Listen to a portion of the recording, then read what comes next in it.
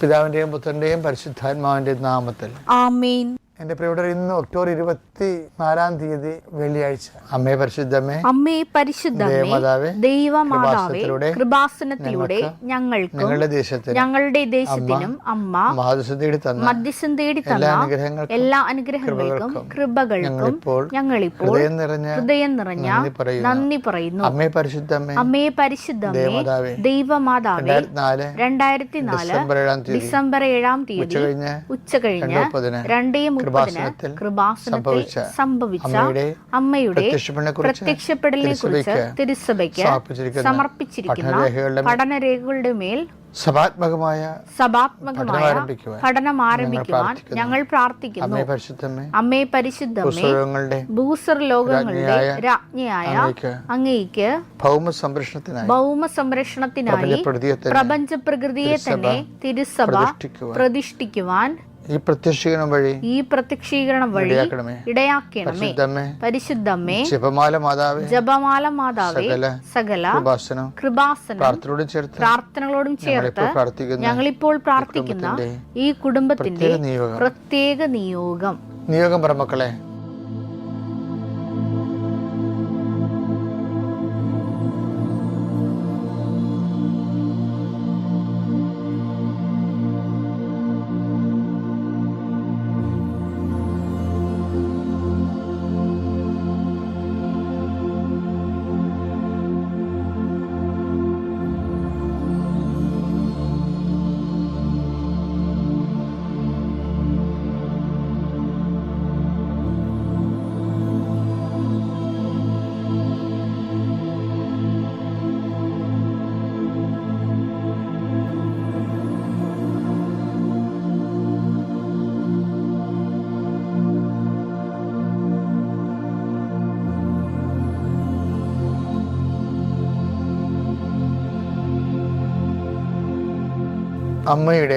അമ്മയുടെ പ്രത്യക്ഷീകരണത്തിന്റെ ഈ അനുഗ്രഹവേളയിൽ ഞങ്ങൾക്ക് സാധിച്ചു തരുവാൻ കനിയണമേ.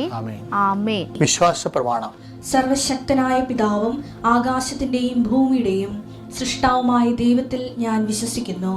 അവിടുത്തെ ഏകപുത്രനും ഞങ്ങളുടെ കർത്താവുമായ ഈശോ മിശിഹായിലും ഞാൻ വിശ്വസിക്കുന്നു. ഈ പുത്രൻ പരിശുദ്ധാത്മാവിനാൽ ഗർഭസ്ഥനായി കന്യകാമറിയത്തിൽ നിന്ന് പിറന്ന് പൊന്തിയോസ് പീലാത്തോസിന്റെ കാലത്ത് പീഡകൾ സഹിച്ച് കുരിശിൽ തറയ്ക്കപ്പെട്ട് മരിച്ച് അടക്കപ്പെട്ട് പാതാളങ്ങളിൽ ഇറങ്ങി മരിച്ചവരുടെ ഇടയിൽ നിന്ന് 3-ാം നാൾ ഉയർത്ത് സ്വർഗത്തിലേക്ക് എഴുന്നള്ളി സർവശക്തിയുള്ള പിതാവായ ദൈവത്തിന്റെ വലതുഭാഗത്തിരിക്കുന്നു.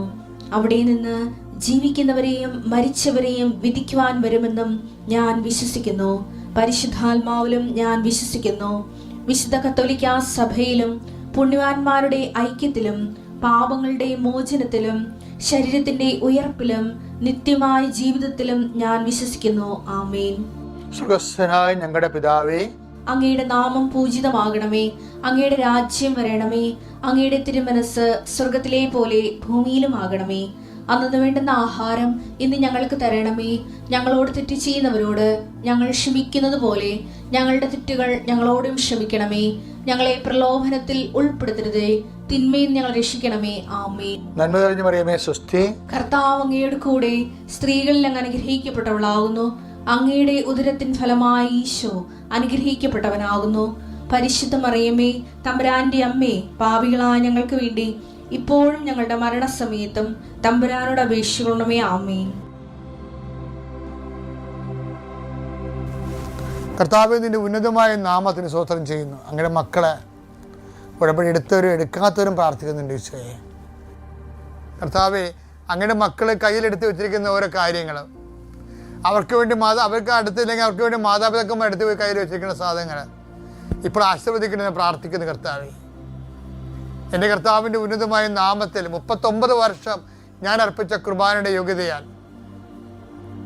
കൃപാസ്ഥാന ജീവനോടെ പ്രത്യക്ഷപ്പെട്ട പരിശുദ്ധ അമ്മയുടെ മാധ്യസ്ഥത്തിലെ ഞാൻ നിങ്ങളുടെ ഉപകരണങ്ങളെ ആശീർവദിക്കുന്നു.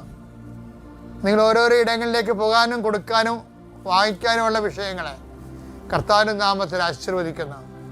കർത്താവ്, ഞാൻ നിനക്കും എൻ്റെ ദൂതനേക്കും നളിച്ചത് കർത്താവിൻ്റെ ദൂതൻ നിനക്ക് മുമ്പേ പോവുകയും നിൻ്റെ വഴികൾ ക്രമീകരിക്കുകയും ചെയ്യട്ടെ. പല പല മാനസികാവസ്ഥയിലുള്ളവരുണ്ട് ഈശോയെ. ഭർത്താവിൻ്റെ വഴക്കിട്ടിട്ടുള്ളവരുണ്ട്, സാമ്പത്തിക തകർച്ചിരിക്കുന്നവരുണ്ട്, കുടുംബത്തിൽ കലഹമുള്ളവരുണ്ട്, മക്കളെ അനുസരിക്കാത്തവരുണ്ട്, മക്കൾ ജയിലിലായവരുണ്ട്, വീടില്ലാത്തവരുണ്ട്, ഭവനത്തിലും പണിസ്ഥലങ്ങളിലും ജോലി സ്ഥലങ്ങളിലും സങ്കടങ്ങളുള്ളവരുണ്ട്. കർത്താവേ, കണ്ണീരുടെ അങ്ങയുടെ ദിവസത്തിൽ പ്രാർത്ഥിക്കുന്നു. കൃപാസ്ഥാനത്താരെ ജീവനോടെ പ്രത്യക്ഷപ്പെട്ട അമ്മകന്യാസി മറിയം നിങ്ങളെ ഇന്ന് സന്ദർശിക്കുകയും നിങ്ങളെ സാന്ത്വനപ്പെടുത്തുകയും ചെയ്യട്ടെ. ആശങ്കപ്പെടുന്ന വിഷയങ്ങൾ, ആശങ്കപ്പെടുന്ന വ്യക്തികൾ പരിശുദ്ധാത്മാവിൽ നിറയട്ടെ.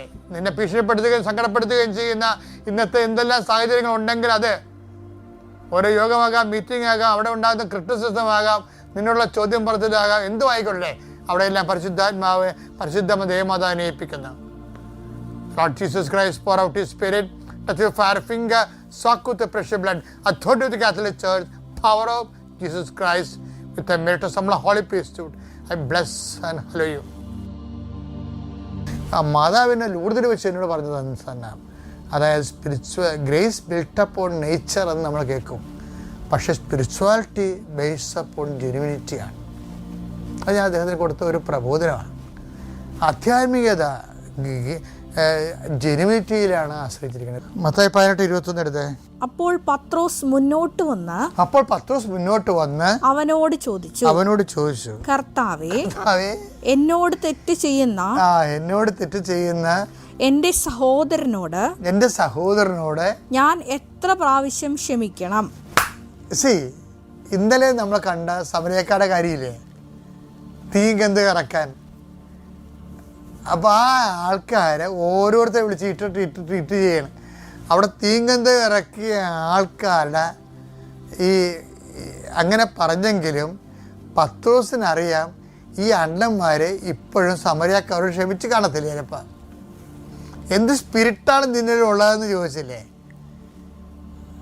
അപ്പോൾ കൊല്ലാരും നശിപ്പിക്കാനുമാണ് കള്ളം വന്നിരിക്കണത്, ഞാൻ വന്നിരിക്കണത് ജീവനുണ്ടാകാനും അത് സമർത്ഥമായി ഉണ്ടാകുവാനുമാണെന്ന് ഈശോ പറഞ്ഞില്ലേ ഞാൻ 10:10. എങ്കിലും ഈ അണ്ണന്മാർക്കെല്ലാം പൊതുവെ വലിയ മാറ്റമൊന്നുമില്ല.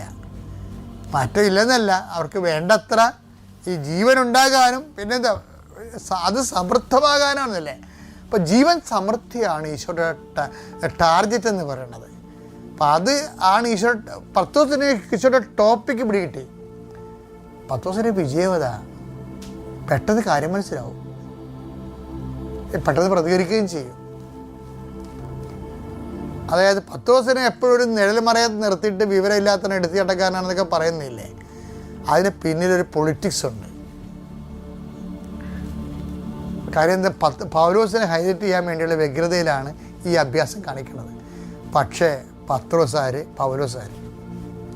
പത്രോസല്ലേ കർത്താവിൻ്റെ വചനങ്ങളെ കേൾക്കുകയും ആദ്യമായിട്ട് അതിനോട് റെസ്പോണ്ട് ചെയ്യുകയും അതിൻ്റെ അന്തർധാരകളെ അടിയൊഴുക്കുകയും ആത്മാവെ വൈജ്ഞാനികമായിട്ട് ആവശ്യിക്കുകയും ചെയ്തിട്ടുള്ള ആ ഒരു ആത്മീയ ശിശുവില്ലേ, ആത്മീയ ശിശുവിൻ്റെ എടുത്താട്ടം മാത്രമേ പത്രോസിനുള്ളൂ. ശരിക്കും പറഞ്ഞാൽ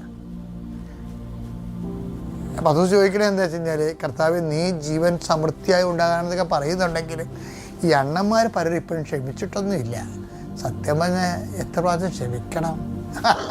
ഈ ഡയബോളിക് ക്ഷമിക്കാത്ത വൈരാഗ്യ ബുദ്ധിയുള്ള ഡയബോളിക് പേഴ്സണാലിറ്റി നാഗവല്ലി ഇപ്പോഴും ഇവന്മാരുടെ ഉള്ളിലൊക്കെ ഉണ്ട്. അതിനാണ് ഇച്ചിരി ചോദിക്കുന്നത്. എത്ര എടുത്ത് അപ്പോൾ പത്രോസ് മുന്നോട്ട് വന്ന് അവനോട് ചോദിച്ചു, അതെ, കർത്താവേ, എന്നോട് തെറ്റ് ചെയ്യുന്ന എന്റെ സഹോദരനോട് ഞാൻ എത്ര പ്രാവശ്യം ക്ഷമിക്കണം? 7 പ്രാവശ്യമോ? യേശു അരുൾ ചെയ്തു, 7 70 പ്രാവശ്യം എന്ന് ഞാൻ നിന്നോട് പറയുന്നു. 70 പ്രാവശ്യം എന്ന് പറയുമ്പോൾ അത്രയും നമ്മൾ ബലഹീനമാകുകയാണ്. എന്തിനാണ്? മനുഷ്യൻ്റെ ശക്തി ഓൺ ഔട്ട് ആകുകയാണ് അവിടെ. V declare that we R helpless and weakness in the name of Jesus. നമ്മളിപ്പോൾ യാബയായിട്ട് മാറുന്നു. സെർവൻ്റ് ഓഫ് ഗോഡ്, ഒരു പ്രയോജനമില്ലാത്ത ദാസൻ, കടമ നിർവഹിക്കുക മാത്രമേ ചെയ്തിട്ടുള്ളൂ. എന്നോട് പറഞ്ഞു 7 പ്രാവശ്യം ക്ഷമിക്കാൻ. എന്നോട് പറഞ്ഞു അവൻ 70 പ്രാവശ്യം ക്ഷമിക്കാൻ. ഞാൻ ബലഹീനനായി. ക്ഷമിച്ചിരിക്കുന്നു. അവൻ പറയണ പോലെ ചെയ്യുക. അതാണ് ഉടമ്പടി. ആ ഉടമ്പടിയിലെ പ്രോസസ്സിലേക്ക് വരുമ്പോൾ എന്താ സംഭവിക്കണത്? എന്തെന്നാൽ ബലഹീനതയിലാണ്. കണ്ട, 70ാമത്തെ പ്രാവശ്യം ക്ഷമിക്കുമ്പോൾ 70 പ്രാവശ്യം നിത്യമായി ക്ഷമിക്കുമ്പോൾ നമ്മൾ വി ആർ ഗെറ്റിംഗ് വീക്ക് നോൺ ബലഹീനമായി. അപ്പോൾ എന്ത് സംഭവിക്കും? അപ്പോൾ സമാന്തരമായി സംഭവിക്കുന്ന കാര്യമുണ്ട്. എന്താണത്? 2 കൊരിന്ത്യർ 12:9. എന്തെന്നാൽ ബലഹീനതയിലാണ് ദൈവത്തിൻ്റെ ശക്തി, ദാറ്റ് മീൻസ് കൃപ പ്രവർത്തിക്കുന്നത്. അത്യപൂർവ ദൈവാനുഭവങ്ങൾ ഇനി നിങ്ങൾക്കും സ്വന്തം. ഈ യൂട്യൂബ് ചാനൽ ഇതുവരെ സബ്സ്ക്രൈബ് ചെയ്തിട്ടില്ലെങ്കിൽ ഇപ്പോൾ തന്നെ സബ്സ്ക്രൈബ് ചെയ്യുക. ഈ വീഡിയോ ഇപ്പോൾ തന്നെ നിങ്ങളുടെ സുഹൃത്തുക്കൾക്ക് ഷെയർ ചെയ്തുകൊണ്ട് കർത്താവിൻ്റെ പ്രേക്ഷിതരാകുക.